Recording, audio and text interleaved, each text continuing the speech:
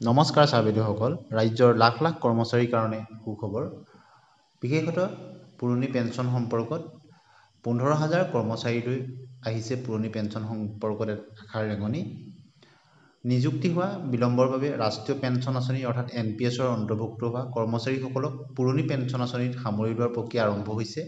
আৰু যোৱা 11 জানুৱাৰীত মুখ্যমন্ত্ৰীৰ সৈতে সদৌ অসম কৰ্মচাৰী পৰিষদৰ যি বৈঠক হৈছিল, তাত কৰ্মচাৰী সমাজৰ মাজত সৃষ্টি হোৱা সন্দেহৰ অৱসান ঘটাই বিত্ত বিভাগে বিষয়টোৰ সন্দৰ্ভত কাৰ্যকৰী ব্যৱস্থা গ্ৰহণৰ প্ৰক্ৰিয়া আৰম্ভ কৰিছে।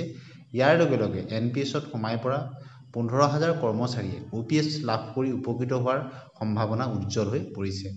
বিত্ত বিভাগে যোৱা 28 মাৰ্চত সকলো প্ৰশাসনিক বিভাগৰ জ্যেষ্ঠ সচিবলৈ লিখা পত্ৰত নিৰ্দিষ্ট কৰি দিয়া ফৰ্মেটত তথ্য পাতি দাখিল কৰিবলৈ নিৰ্দেশ দিছে। আৰু উল্লেখযোগ্য যে কেন্দ্ৰীয় চৰকাৰে 2004 চনৰ পৰা OPSৰ পৰিৱৰ্তে NPSৰ ব্যৱস্থা কৰিছিল। আৰু এই যিসকল কৰ্মচাৰী তেওঁলোকৰ বিজ্ঞাপন বা তেওঁলোকৰ অন্যান্য কামখিনি OPS প্ৰৱৰ্তন হৈ থকা অৰ্থাৎ 2004 চনৰ আগতেই হৈছিল, কিন্তু তেওঁলোকৰ নিযুক্তি প্ৰক্ৰিয়াহে NPS প্ৰৱৰ্তন হোৱাৰ সময়ত অৰ্থাৎ 2004 চনৰ পিছত হৈছিল। গতিকে তেনেধৰণৰ কৰ্মচাৰীসকলৰ কাৰণে নিৰ্দিষ্ট ফৰ্মেটত তথ্যখিনি বিচৰা হৈছে। আৰু ইয়াৰ দ্বাৰা প্ৰায় 15,000 কৰ্মচাৰী OPSলৈ যোৱাৰ সম্ভাৱনা প্ৰবল হৈ পৰিছে। এতিয়া অসম চৰকাৰৰ কেবিনেটত বিশেষতঃ কৰ্মচাৰীসকলক লৈ কেইবাটাও গুৰুত্বপূৰ্ণ তথা ডাঙৰ সিদ্ধান্ত গ্ৰহণ কৰা হৈছে। বিশেষতঃ এই এপ্ৰিল মাহৰ ভিতৰতে কেইবাটাও ভাল খবৰ আহিল ৰাজ্যিক কৰ্মচাৰীসকলৰ কাৰণে। আমি এতিয়া আলোচনা কৰিম কি কি ভাল খবৰ আহিল ৰাজ্যিক কৰ্মচাৰীৰ কাৰণে এই এপ্ৰিল মাহৰ এই প্ৰথম সপ্তাহৰ ভিতৰতে। গতিকে প্ৰথমটি ভাল খবৰ হৈছে যে কৰ্মচাৰীসকলৰ ক্ষেত্ৰত তেওঁলোকে 15,000 টকালৈকে যিসকলে দৰমহা পায় তেওঁলোকৰ পেছাদাৰী কৰ অৰ্থাৎ প্ৰফেশ্যনেল টেক্স পৰিশোধৰ পৰা ৰেহাই দিছে অসম চৰকাৰে। আৰু এই অধিসূচনা অনুসৰি বেতনভোগী কৰ্মচাৰীয়ে 15,000 টকা পৰ্যন্ত কোনো প্ৰফেশ্যনেল টেক্স আৰু এতিয়া দিব নালাগে অসম চৰকাৰ। 15,000 টকাৰ পৰা 25,000 টকালৈকে উপাৰ্জন কৰাসকলে প্ৰতিমাহে 180 টকা প্ৰফেশ্যনেল টেক্স দিব লাগিব। আৰু 25,000 টকাৰ পৰা ওপৰখিনি 208 টকাকৈ প্ৰতিমাহে দিব লাগিব। ইয়াৰ উপৰিও কিছুদিনৰ আগতে তেওঁ কেইবাটাও ভাল খবৰ দিছে ৰাজ্যবাসীক। বিশেষতঃ মুখ্যমন্ত্ৰীৰ যি মহিলা উদ্যমিতা আঁচনিৰ অধীনত তেওঁলোকক 1 এপ্ৰিলৰ পৰা সেই আঁচনিটো শুভাৰম্ভ কৰিছে। আৰু লগতে একাদশ শ্ৰেণীৰ পৰীক্ষা বাকী থকা পৰীক্ষা বাতিল কৰা হৈছে। আৰু 1 এপ্ৰিলৰ পৰা প্ৰতি ইউনিট বিজুনীত 1 টকাকৈ হ্ৰাস কৰা হৈছে। আৰু প্ৰতি কুইণ্টেল ধানত 2,550 টকাকৈ ধাৰ্য কৰা হৈছে। সৰিয়হৰ মূল্য প্ৰতি কুইণ্টেলত 6,450 টকাকৈ ধাৰ্য কৰা হৈছে। অৰ্থাৎ অতিৰিক্ত টকা লাভ কৰিব কৃষকসকলেও। আৰু NEET পৰীক্ষা এতিয়াৰ পৰা চৰকাৰী বিদ্যালয়ত অনুষ্ঠিত কৰাৰ সিদ্ধান্ত গ্ৰহণ কৰিছে। আৰু কোনো ব্যক্তিগত প্ৰতিষ্ঠানত অনুষ্ঠিত নহ'ব এই পৰীক্ষা। মেধাৱী যি ছাত্ৰ ছাত্ৰী তেওঁলোকক ন্যায় প্ৰদানৰ কাৰণে অসম চৰকাৰে বিশেষ ব্যৱস্থা গ্ৰহণ কৰিছে। এতিয়া আহিছোঁ অন্য এটা খবৰলৈ। যিহেতু পঞ্চায়ত নিৰ্বাচনৰ অধিসূচনা জাৰি হ'ল, গতিকে ৰাজ্যিক কৰ্মচাৰীসকলৰ তেওঁলোকৰ যি কেজুৱেল লিভ বা আৰ্ণ লিভৰ ক্ষেত্ৰত কিছু বাধ্যবাধকতা আহিছে যে তেওঁলোকে এতিয়া ইলেকশ্যন কমিশ্যনৰ পৰা আগতীয়াকৈ অনুমতি লৈহে তেওঁলোকে ছুটিবিলাক ল'ব পাৰিব। কেজুৱেল লিভেই হওক বা আৰ্ণ লিভেই হওক, এই ক্ষেত্ৰত জাননী জাৰি কৰা হৈছে। অন্য এটা খবৰলৈ আহিছোঁ যে শিক্ষা হেতুত 100% এটেণ্ডেঞ্চক লৈ এটা নিৰ্দেশনা আহিছে। বিশেষতঃ ধুবুৰী জিলাত হৈছে, পৰৱৰ্তী সময়ত সমগ্ৰ অসমতো এই নিৰ্দেশনা দিয়া হৈছে যে শিক্ষা হেতুত যাতে শিক্ষক কৰ্মচাৰীসকলে 100% উপস্থিতি দিয়ে। গোৱালপাৰা জিলাৰ প্ৰাথমিক তথা উচ্চ প্ৰাথমিকৰ ৰান্ধনি সন্থাৰ তেওঁলোকে দাবী কৰিছে যে অসমত 1,08,000 গৰাকী ৰান্ধনিয়ে তেওঁলোকে কাম কৰি আছে। আৰু সেইদৰে গোৱালপাৰা জিলাতো 4,000 অধিক ৰান্ধনিয়ে সুদীৰ্ঘদিনীয়া দৰমহা অবিহনে শ্ৰমদান কৰি আহিছে। আৰু এই ৰান্ধনিসকলে মাননি বৃদ্ধিৰ দৰে ন্যায্য প্ৰাপ্তিৰ দাবীত দীৰ্ঘদিন অসহযোগ ধৰ্ণা কাৰ্যসূচী ৰূপায়ণ কৰি আহিছে। আৰু চৰকাৰৰ অন্তিমখন পূৰ্ণাংগ বাজেটত মধ্যাহ্ন ভোজন কৰ্মচাৰীসকলৰ পাৰিতোষিক বৃদ্ধিৰ লগতে এককালীন সাহায্যৰ কথা ঘোষণা কৰে যদিও ৰান্ধনিসকলৰ মাননি কিমান বৃদ্ধি কৰিব, এককালীন সাহায্য কেতিয়াকৈ দিব, তাৰ কাৰণে কোনো নিৰ্দিষ্ট বাজেটত ধন ধাৰ্য নকৰাক লৈ তেওঁলোক চিন্তাত পৰিছে।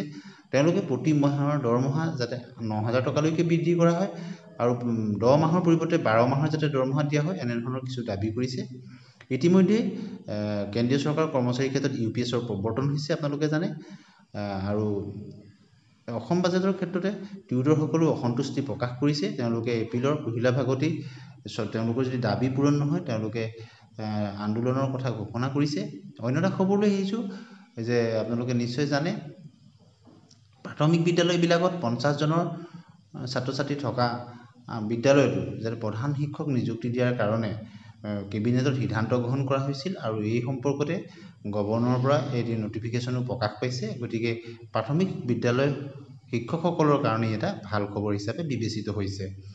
গতিকে ৰাজ্য চৰকাৰৰ কৰ্মচাৰীসকলৰ ক্ষেত্ৰত আপোনালোকে ইতিমধ্যেই গম পাইছে যে পঞ্চায়ত নিৰ্বাচনৰ পৰিপ্ৰেক্ষিতত তেওঁলোকৰ কৰ্মচাৰীসকলৰ আৰ্জিত ছুটি বন্ধ হৈ থাকিব আৰু ইয়াৰ বাবে প্ৰতিখন জিলাৰ কৰ্মচাৰীয়ে ছুটি ল'বলৈ হ'লে নিৰ্বাচন আয়োগৰ পৰা অনুমতি ল'ব লাগিব। আৰু এতিয়া অন্য এটা খবৰ আপোনালোকে দেখিছে যে বিশেষত দৰমহাৰ ক্ষেত্ৰত বাজেটসমূহ আহিছে। গতিকে 7 তাৰিখৰ পৰা বিলসমূহ গ্ৰহণ কৰা হৈছে। যিসকলৰ বাজেট আহিছে তেওঁলোকে নিশ্চয় 7 এপ্ৰিলৰ পৰাই তেওঁলোকে দৰমহাসমূহ লাভ কৰিবলৈ সক্ষম হ'ব। বিভিন্ন জিলাৰ আপোনালোকে স্ক্ৰীণত যিটো দেখিছে এইটো হৈছে মাধ্যমিক বিদ্যালয়ৰ প্ৰিন্সিপাল তথা প্ৰধান শিক্ষকৰ নিযুক্তিৰ ক্ষেত্ৰত পূৰ্বৰ যি জটিলতা আছিল সেই জটিলতা দূৰ কৰি শিথিল কৰিবৰ কাৰণে কেইবাটাও ক্ৰাইটেৰিয়া দিয়া হৈছে যাতে তেওঁলোকৰ অডিটবিলাক সোনকালে হয়। তেওঁলোকৰ অডিটত প্ৰায়ৰিটি দিবলৈ কৈছে, ক্লেৰিটি অফ প্ৰভিজনেল পেঞ্চন, আৰু তেওঁলোকে যাতে পূৰ্ণাংগ পেঞ্চন নোপোৱালৈকে তেওঁলোকে প্ৰভিজনেল পেঞ্চন পায় তাৰ ক্ষেত্ৰত কিছু এমেণ্ডমেণ্ট কৰা হৈছে। আৰু 5550টা পদৰ ভেৰিফিকেশ্যন দ্বিতীয় পৰ্যায়ত যি উচ্চ ন্যায়ালয়ৰ স্থগিতাদেশ আছিল তাক উঠাই লৈছে। গতিকে সি এটা অত্যন্ত ভাল খবৰ। আৰু 7ম কেন্দ্ৰীয় দৰমহা আয়োগৰ ক্ষেত্ৰত যি 53% DAR আছিল সেই বৃদ্ধি হৈ 55%লৈ হ'ল আৰু অসম চৰকাৰে মাৰ্চ মাহৰ লগতে সি প্ৰদান কৰিব আৰু বাকী থকা এৰিয়াৰ 2 মাহৰ পৰৱৰ্তী 2 মাহত দিব। এতিয়া আহিছোঁ অবৈধ নিযুক্তি সম্পৰ্কত। পশ্চিমবংগৰ পৰা আহিছে এটা খবৰ য'ত 26,000 শিক্ষকে কৰ্মচাৰী তেওঁলোকে চাকৰি হেৰুৱাবলগীয়া হৈছিলে আৰু এই শিক্ষক কৰ্মচাৰীসকল তেওঁলোকে 2016 চনতে SSC যোগেদি নিযুক্তি দিয়া হৈছিলে আৰু উচ্চতম ন্যায়ালয়ে সমগ্ৰ পেনেল বাতিল কৰিছে আৰু মুখ্য ন্যায়াধীশ সঞ্জীৱ খান্না আৰু ন্যায়াধীশ সঞ্জয় কুমাৰ বিচাৰপীঠে গোচৰটোৰ ৰায়ত সমগ্ৰ প্ৰক্ৰিয়াটো ৰিগ কৰা বুলি তেওঁ কয়। আৰু গতিকে মানৱীয় কাৰণত কেৱল কৰ্কট ৰোগত আক্ৰান্ত সোমা দাসৰ চাকৰিহে বহাল ৰাখিছে। আৰু ইতিমধ্যে আপোনালোকে গম পাইছে যে ভিডিঅ' কনফাৰেন্সত জিলা শিক্ষা বিষয়াৰ নিৰ্দেশনা আজিৰ পৰা শিক্ষা সেতু এপত উপস্থিতি বাধ্যতামূলক আৰু যদি উপস্থিতি বিনা কাৰণত থাকে তেতিয়াহ'লে শাস্তিমূলক ব্যৱস্থা গ্ৰহণ কৰা হ'ব।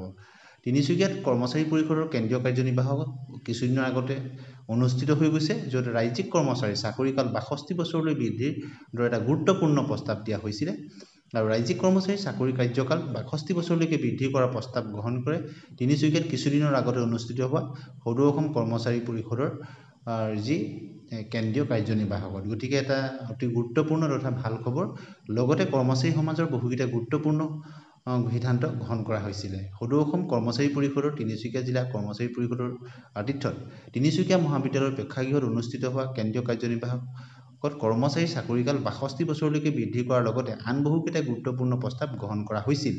আৰু সদৌ অসম কৰ্মচাৰী পৰিষদৰ সভাপতি দীপেন শৰ্মাৰ সভাপতিত্বত অনুষ্ঠিত সভাৰ উদ্দেশ্য ব্যাখ্যা কৰি সম্পাদক প্ৰধান পংকজ বৰ্মনে কৰ্মচাৰীসকলৰ অভাৱ অভিযোগ সমস্যা সাংগঠনিক ভেটি সুদৃঢ় কৰাৰ সন্দৰ্ভত তেওঁ সভাত সকলোৰে সহযোগিতা কামনা কৰে আৰু লগতে ৰাজ্যখনৰ বিভিন্ন স্তৰৰ প্ৰায় 4,50,000 শিক্ষক কৰ্মচাৰীক প্ৰতিনিধিত্ব কৰা সদৌ অসম কৰ্মচাৰী পৰিষদৰ যি বৈঠক হৈছিলে তাতে চৰকাৰী চিকিৎসাৰ এপ্ৰিল মাহৰ পৰা যাতে বিনামূলীয়া স্বাস্থ্য বীমা আঁচনি কৰা হয়, ইয়াৰ লগতে কাৰ্ডৰ ব্যৱস্থা কৰা, স্নাতক স্কেল প্ৰদান কৰা, এক্স কেডাৰৰ পদোন্নতিৰ ব্যৱস্থা কৰা, পুৰণি পেঞ্চন ব্যৱস্থাৰ পুনৰ প্ৰৱৰ্তন কৰা, মাষ্টাৰ ৰোল ৱৰ্কছাৰ শ্ৰমিকৰ চাকৰি নিয়মীয়া কৰা আদি ক্ষেত্ৰত যোগাত্মক দৃষ্টিভংগীৰে আগুৱাই বিচৰাটো আশাৰ বতৰা বুলি সভাই মত পোষণ কৰিছে।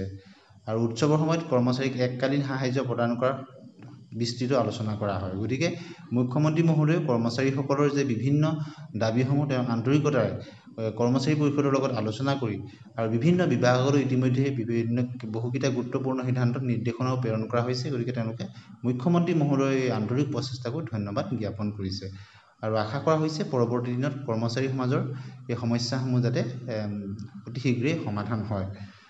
গতিকে আজি এইটো ভিডিঅ'ত আমি আপোনালোকক কৰ্মচাৰী তথা পেঞ্চনাৰ সকলৰ লগত জড়িত আৰু এপ্ৰিল মাহৰ ভিতৰতে বা মাৰ্চৰ শেষৰ পৰা এতিয়ালৈকে কেইবাটাও গুৰুত্বপূৰ্ণ খবৰ আপোনালোকক জনালোঁ।